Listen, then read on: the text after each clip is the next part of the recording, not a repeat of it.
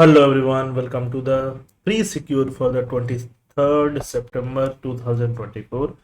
हम लोग करने वाले हैं 5 MCQ based on the current affairs. इनको करने के बाद आप अपना स्कोर कमेंट सेक्शन में जरूर लिखिए। Question number 1, which of the following statement about MRSA, methicillin resistance, staphylococcus aureus and vancomycin is are correct.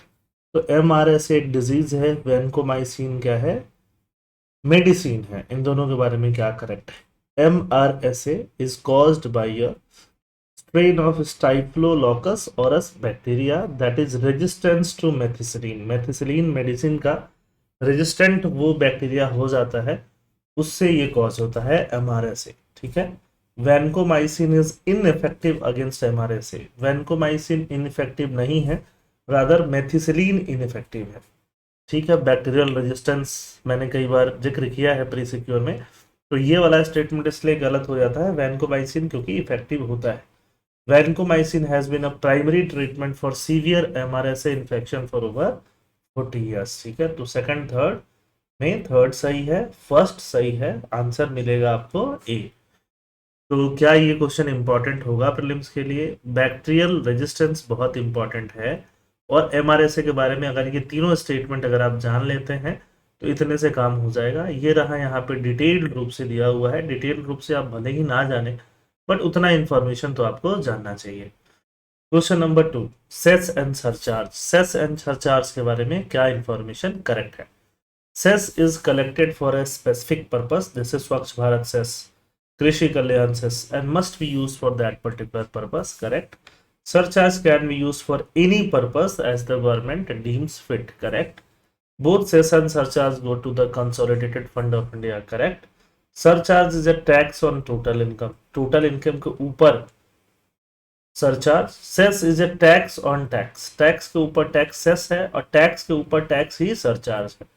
दोनों में बस इतना अंतर होता है, सेस का पर्पस बता दिया जाता है, सरचार्ज का पर्पस बताया नहीं जाता है। बस इतना ही डिफरेंस होता है, इसलिए फोर्थ गलत हो जाता है और फर्स्ट सेकंड थर्ड आपके सही हो जाता है। सेकंड का आंसर सी 1 2 3।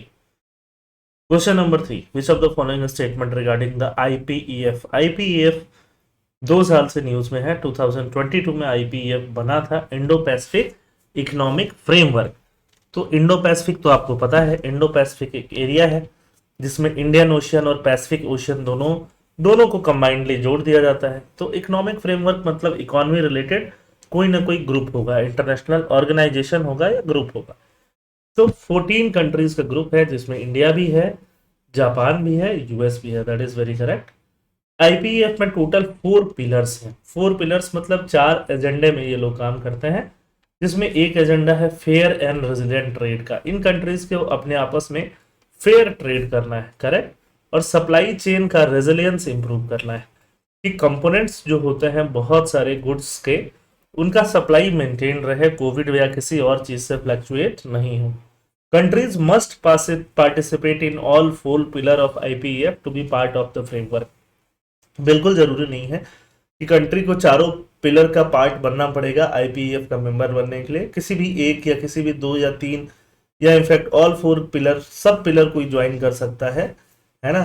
कंट्रीज के ऊपर है कि चारों में से कौन सा मोड उसको चुनना है, कौन से एक्टिविटीज पे काम करनी है। कोई कंट्रीज बोल सकता है कि हमें फेयर एंड रेजिलिएंट ट्रेड वाले पिलर में तो इंटरेस्ट है, बट सप्लाई चेन में नहीं है, तो वो सिर्फ इतना ही ज्वाइन करके रख सकता है। तो इसलिए थर्ड गलत हो जाता है। और इंडिया ने भी 4 में से सिर्फ और सिर्फ 3 पिलर ही अभी तक ज्वाइन किया था। अब इंडिया चौथा पिलर ज्वाइन करने की बात कर रहा है, तभी ये न्यूज में है। One of the IPEF goal is to enhance tax, बिल्कुल, एंड एंटी करप्शन मेजर्स, है ना। टैक्स चोरी जो होती है उसको रोकना है, वो आता है फेयर इकोनॉमी के पिलर में। तो 1 सही है, 2 सही है, 4 सही, 3 गलत हो जाता है। आंसर क्या आ जाएगा? बी आ जाएगा। 4 पिलर में से कौन है? फेयर एंड रेजिलिएंट ट्रेड, मतलब 14 के 14 कंट्री मिलके ट्रेड के ऊपर काम करेंगे, सप्लाई चेन के रेजिलियंस के ऊपर, इकोनॉमी को क्लीन करेंगे। क्लीन मतलब डीकार्बनाइज करेंगे, डीकार्बनाइज मतलब रिन्यूएबल एनर्जी के ज़्यादा से ज़्यादा यूज़ करेंगे, और फेयर इकोनॉमी के ऊपर, इसमें टैक्स वैक्स थेफ्ट नहीं हो, इनके ऊपर काम करेंगे। तो आईपीएफ के बारे में ये सारी चीज़ें देख लो। ये सारी कंट्रीज यहाँ पे इन्वॉल्व है, यूएस है, जापान है, साउथ कोरिया है, इंडिया है, ऑस्ट्रेलिया है, न्यूजीलैंड है, फिजी है। बाकी ये जो साउथ एशियन कंट्रीज होती हैं इसमें से 10 में से 7 कंट्रीज हैं यहाँ पे। 10 में से 7 कंट्रीज हैं, म्यांमार नहीं है, लाओस और कंबोडिया नहीं है। ये 3 कंट्रीज बात हो गई। तो ये सारी कंट्रीज यहाँ जो है south east Asian nation ASEAN में, बाकी 7 कंट्रीज भी आ जाती हैं।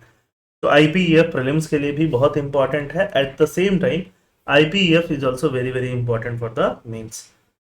How many of the following are statement about the Indian chess team performance in the chess Olympiad is are correct? Chess Olympiad में इंडिया के चेस टीम परफॉर्मेंस के बारे में क्या सही है?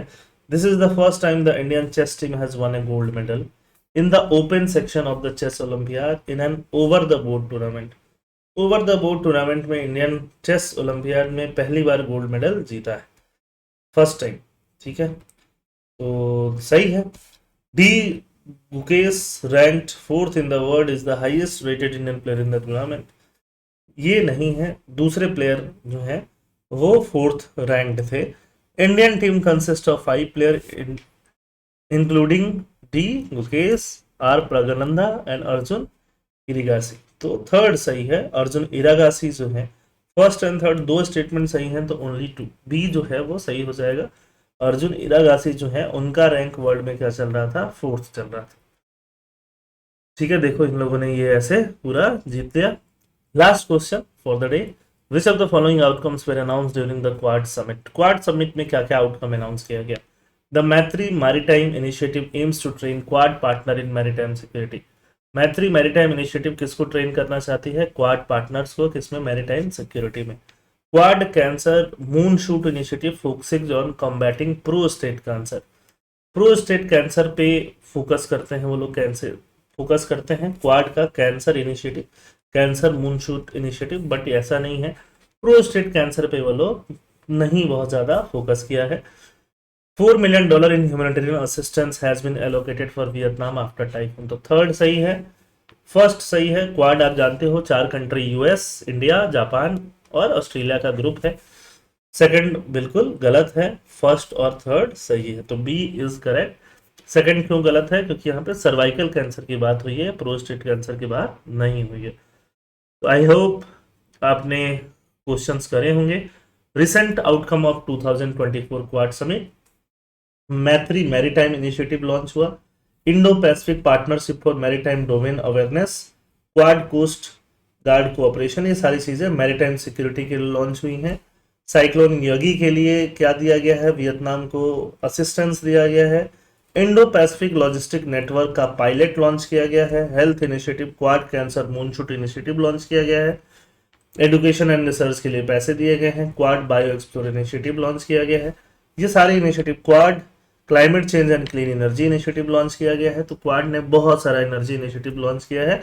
और आपने देखा होगा क्वाड एपीएससी ने भी पूछा, मेंस वगैरह में भी क्वाड काफ़ी बार लास्ट 5-6 साल से पूछा गया है यूपीएससी में, और इनफैक्ट 1-2 बार एपीएससी में भी पूछा गया है। तो क्वाड पहले भी इम्पोर्टेंट था, आज भी इम्पोर्टेंट है, कल भी इम्पोर्टेंट होगा बेस्ड ऑन इट्स इम्पोर्टेंस। तो इसके बारे में अच्छे से पढ़िएगा। तो मैंने अभी तो प्री सिक्योर के हिसाब से इसको कराया, बाकी पॉइंट्स दे दिए हैं। जब मैं डीसीए करूंगा तो इसको क्वाड को और अच्छे से कवर करेंगे। ठीक है, तो thank you for watching. Comment section में बताइए कि आपने कितना स्कोर किया। पीडीएफ आपको मिलेगा टेलीग्राम से, जहां से आप नोट्स बना सकते हैं। जय हिंद।